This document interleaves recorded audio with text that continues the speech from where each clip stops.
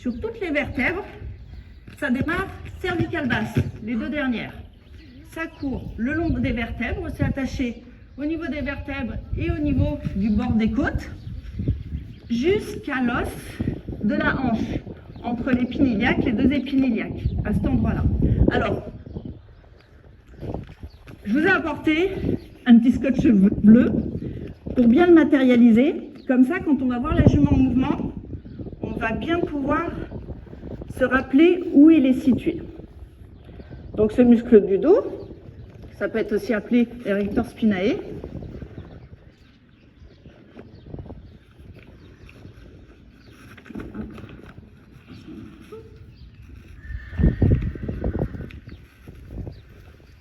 Il est assez long. Et en fait, ce muscle du dos, il est dans un grand fascia qui s'appelle le fascia thoracolombaire. Et il a la particularité, ce fascia, c'est qu'en zone lombaire, il est beaucoup moins contractible et un peu plus rigide. C'est pour ça que souvent on dit le cheval, il a un rein fort. On peut avoir un fascia un petit peu plus rigide à cet endroit-là. Et quand on passe la main, on peut sentir la différence de texture entre vraiment cette partie très musculeuse et une partie un peu plus fasciale. Donc ce muscle-là, son effet, c'est de faire l'extension du dos. Là, vraiment, je creuse le dos. À l'opposé, celui qui fléchit le dos, ce sont les abdos. On a comme nous les obliques, les grands droits, qui sont aussi attachés au niveau de l'os de la hanche. On a aussi le psoas, ce fameux psoas, le fameux muscle de l'engagement, qui vient aussi ramener les hanches vers l'avant. Par contre, on a aussi des muscles qui viennent bloquer ou qui viennent pas bloquer, freiner le fait de pouvoir avoir une flexion du dos. Est-ce que vous savez quel muscle pourrait coincer ou freiner cette flexion du dos? Pareil, j'ai repris mes petites couleurs. Alors, on en a principalement 3. Je vous épargne tous les détails, mais principalement 3. Je vais les matérialiser avec d'abord 2. Le premier, c'est le grand dorsal. Le grand dorsal, il est attaché au niveau de l'humérus, au milieu. Il finit sur toute la zone, il est attaché sur le ligament supraépineux et il vient prendre le dos comme ça. Donc lui, vous imaginez bien, si je prends l'antérieur de la jument, c'est vrai ? Non, c'est bon. Si je prends l'antérieur de la jument et je l'avance, je viens tirer mon muscle, c'est-à-dire que je viens faire descendre le dos en termes thoraciques. Alors, il y a aussi une image que j'aime bien prendre, c'est par exemple les chevaux espagnols, quand ils font le pas espagnol. Si vous les regardez bien, les chevaux qui ont des grandes enjambées, qu'est-ce qu'ils font? Ils montent très fort la tête. Pourquoi? C'est parce qu'en fait, on a un grand muscle ici qui est attaché tête de l'humérus qui va permettre de tirer très haut l'antérieur. Et comme on a ce muscle-là qui peut venir bloquer le fait d'avancer l'antérieur, qu'est-ce qu'il fait?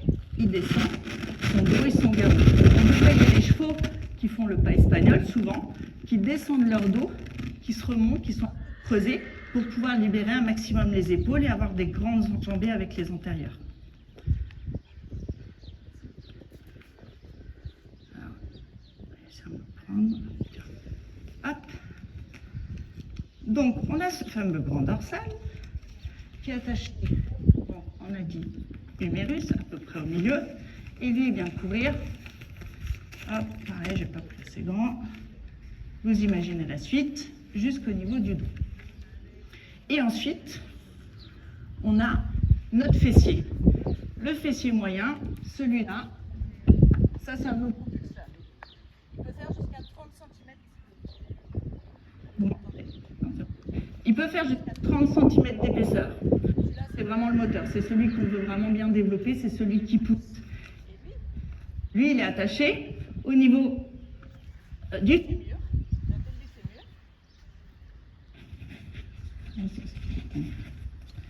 Au niveau de la tête.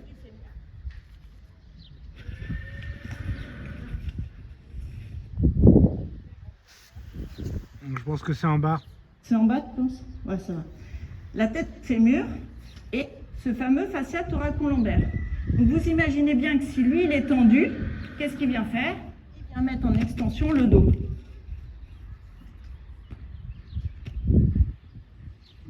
Et il va freiner en fait la possibilité au dos de pouvoir faire une flexion et de pouvoir rentrer.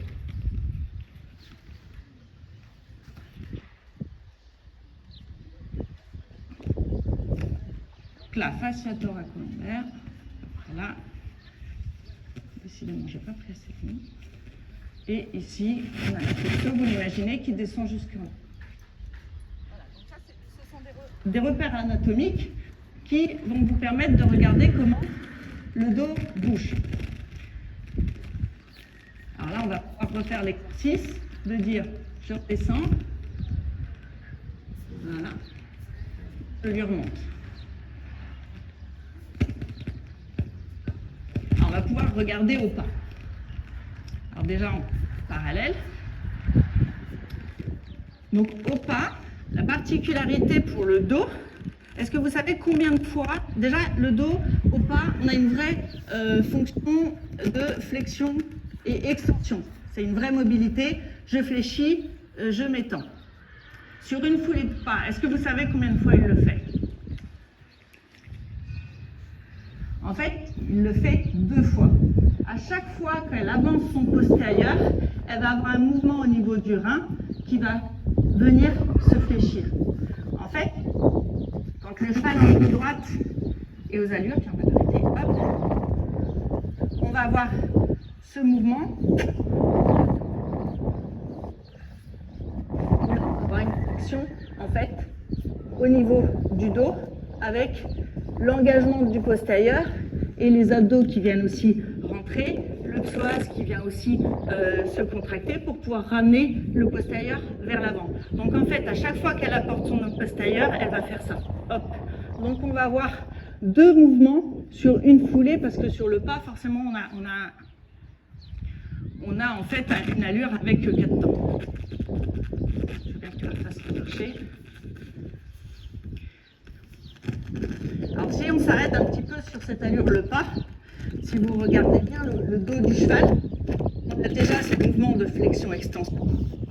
Et ensuite, si tu peux venir à l'avant.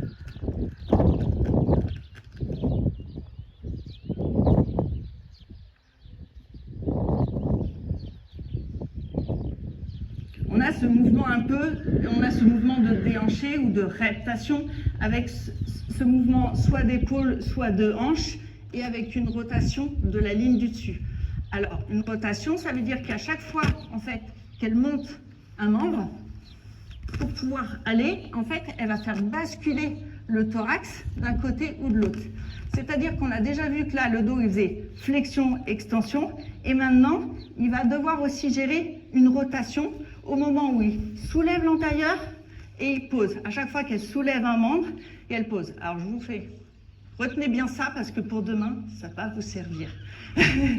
Quand on va aborder quelques exercices de dressage, type appuyé, épaule en dedans, j'aimerais bien que vous gardiez en tête ce fait que quand il monte un membre, on a un système de rotation au niveau du thorax. Alors, sur du trot, par exemple, on va voir tout à l'heure, mais là, on reste sur le pas, mais sur le trot, on va être en décalé. Mais on a un cheval qui doit pouvoir être mobile pour pouvoir avoir un moment où il monte son membre et il le repose avec une rotation. Ensuite, il y a un 3e mouvement, parce qu'on est dans l'espace, donc on a 3 dimensions. Je veux bien que tu me refasses.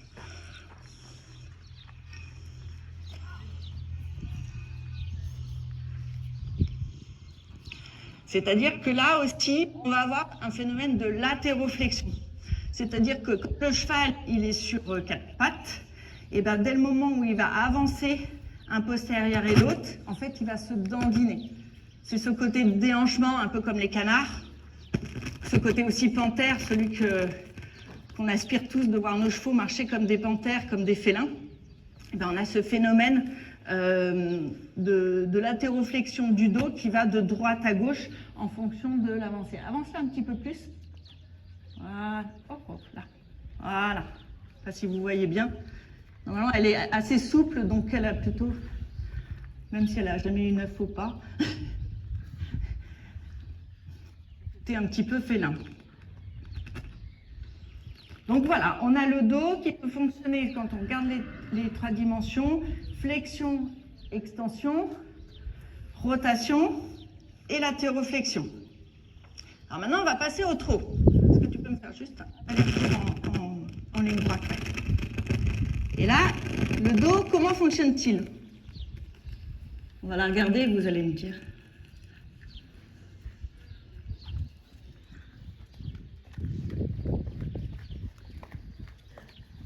Je fais de l'autre côté, comme ça on voit avec les tapes.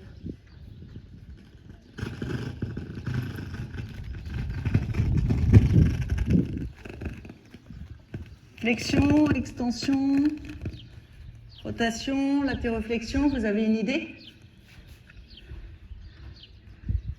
En fait, le dos est un stabilisateur au trot. C'est-à-dire que l'objectif du cheval, c'est qu'il y ait le moins de mouvement possible. C'est-à-dire qu'il va contracter ses muscles pour éviter un maximum d'avoir des effets parasites. Alors déjà, il n'y a pas de flexion-extension. On est sur une allure en deux temps, avec des diagonaux. Le dos, si vous avez vu, il est bien droit, il est stable. Après, il est rebondissant, mais il est stable. Par contre, le fait d'avoir des diagonaux et le fait d'avoir des posées, il va y avoir ce phénomène de rotation à chaque posée. Et donc, son objectif principal, c'est d'éviter de trop swinger. Donc, il va contracter ses muscles pour pouvoir être le plus stable possible. Pareil par rapport à cette latéroflexion. C'est-à-dire que s'il n'était pas gainé, en fait, il aurait les hanches qui partiraient dans tous les sens avec l'encolure dans tous les sens. Du fait d'avoir des diagonaux. Il aurait vraiment cette démarche-là. Donc, il a besoin d'être gainé, de se stabiliser.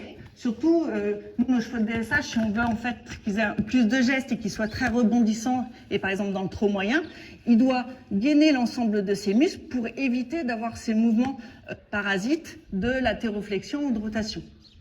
Alors, swing, on le veut un peu quand on commence à passager, par exemple, où là, on veut vraiment du swing dans les épaules, on veut aussi du swing dans les hanches, mais par contre, on ne veut pas non plus qu'il se balance. Et l'effet vraiment à l'extrême, c'est d'avoir un cheval qui danse trop et qui se balance fort, c'est-à-dire qu'il ne serait pas assez gainé dans ses muscles et il partirait un peu dans tous les sens. Tu en as pas? Oh, regardez. Alors, je vais dire que ma jument est très gainée et très musclée, donc ça ne bouge pas trop.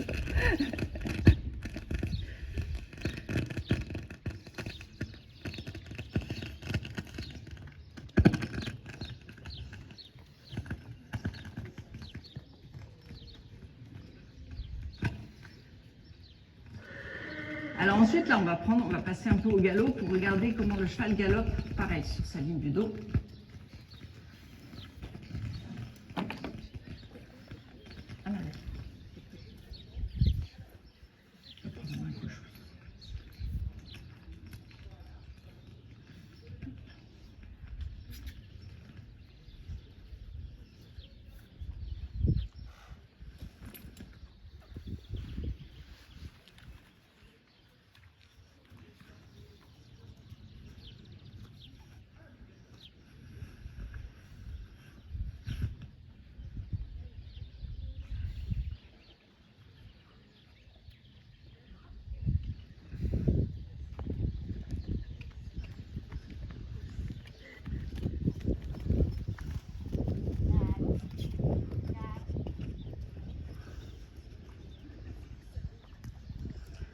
Alors là, voilà au galop. Je vais avancer un peu plus.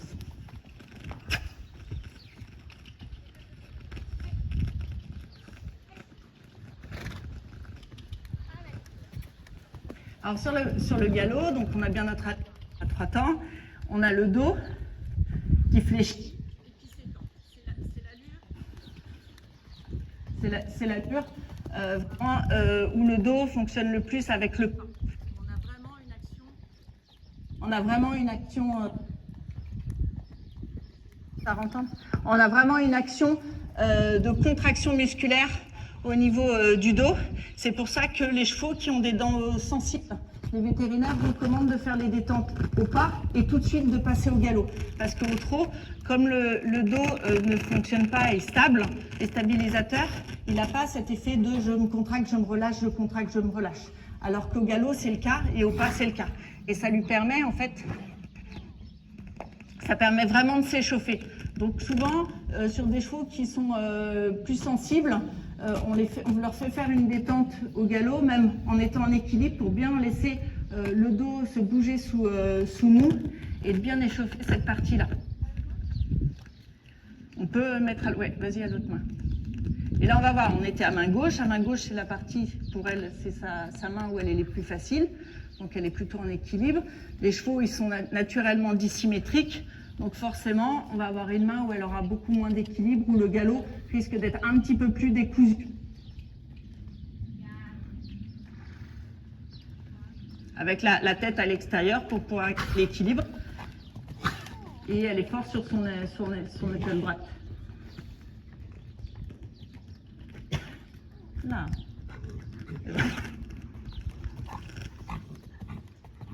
Oh, ouais, je pense que je peux. Là, arrête là parce que. Donc voilà, donc le galop est vraiment une allure où le dos est le plus mobilisé. On est vraiment en dynamique avec une action volontaire de je contracte les muscles du dos et je relâche. Alors les muscles, il faut se rappeler qu'ils fonctionnent avec un antagoniste, c'est-à-dire qu'on a le muscle moteur, par exemple là on a notre muscle du dos, et en opposé on a notre antagoniste qui sont majoritairement donc les abdominaux, le psoas. Ça veut dire qu'au moment où le muscle du dos par exemple se contracte, on a besoin que les antagonistes se relâchent et s'étirent. Donc ils fonctionnent souvent entre guillemets par paire ou combinés, et on peut avoir un dos qui est un peu figé, soit parce qu'on a le dos qui lui est figé de lui-même, soit parce que l'antagoniste est lui-même figé. C'est-à-dire qu'au moment où le dos a besoin de se contracter, et ben derrière, l'antagoniste, il n'arrive pas à se relâcher. De même, on se rappelle de mes muscles que j'ai mis, le grand dorsal et le fessier. Celui-là peut venir aussi freiner la mobilité du dos parce qu'ils n'arrivent pas à se relâcher ou ils n'arrivent pas à s'étirer. Est-ce que vous avez des questions là? Je suis en train d'un peu de dérouler ma présentation, mais peut-être que vous avez des questions sur lesquelles il faut que je revienne sur le fonctionnement. Oui, non, non, ça c'est clair.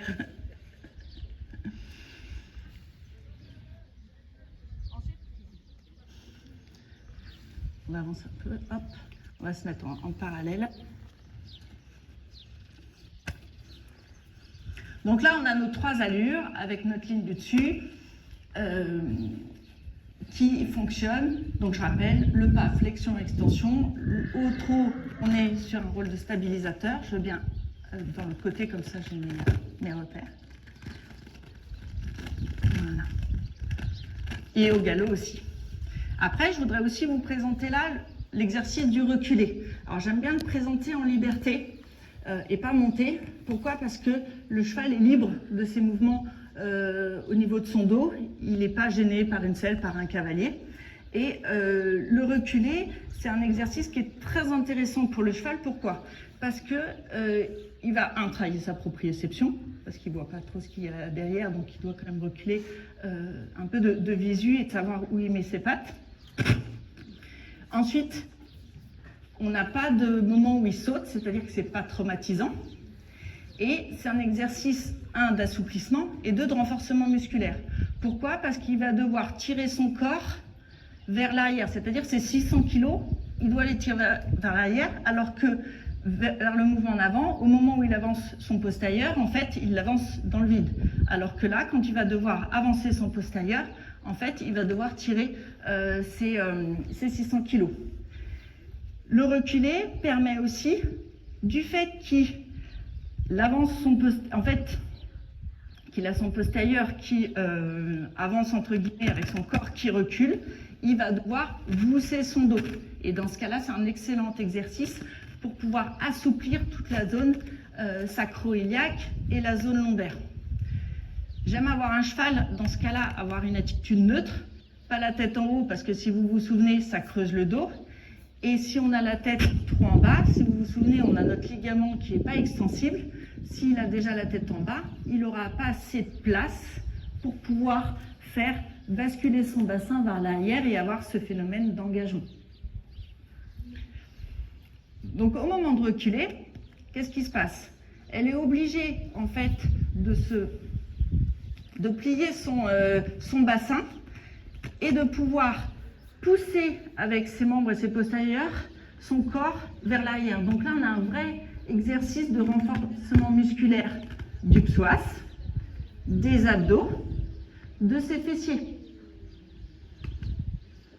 Donc ça, c'est un petit exercice que je vous recommande de faire régulièrement. Moi, je sais que ça m'a beaucoup aidé, par exemple, pour aborder tout ce qui est rassemblé, avoir une jument qui est plus en équilibre et plus sur son arrière-main. Ceux qui veulent un jour débuter pirouette, ça aide aussi à avoir cette mécanique de pouvoir faire basculer son bassin. On est sur quelque chose qui n'est pas du tout traumatique. Par contre, comme tout renforcement musculaire, on y va tranquille. C'est comme nous, la première fois qu'on va courir, on va courir 2 minutes, ça sera largement suffisant. Sinon, le lendemain, on n'arrive pas à marcher et à monter les escaliers. Pour eux, c'est aussi pareil. C'est quelque chose qu'il faut faire progressivement pour leur laisser le temps de construire du muscle et de se renforcer. Donc au début, il faut avoir un corps un peu échauffé, après une longe, après une petite séance. Hop, vous descendez et vous faites quelques pas, 5 pas, vous remettez devant. C'est un exercice qui vraiment permet d'avoir une grande mobilité du dos et qui leur permet aussi de prendre conscience de comment ils bougent leur corps, aussi bien sur l'arrière-main que au niveau de cette flexion du dos. Est-ce que vous le faites régulièrement, ça? Non. Bien.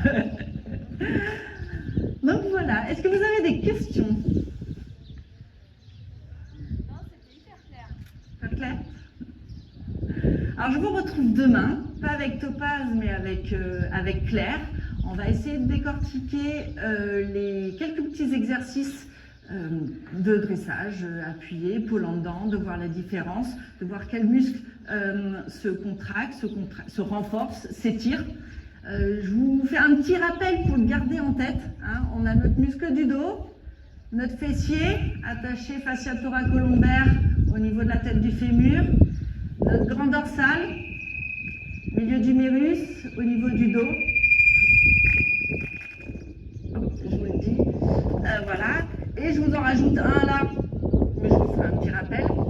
Le brachiocéphalique qui est attaché tête de l'humérus et qui est attaché au niveau de la tête. Voilà. Et on regardera Claire évoluer et on se focalisera sur justement ces muscles et comment ils fonctionnent, s'ils se renforcent ou s'ils s'étirent.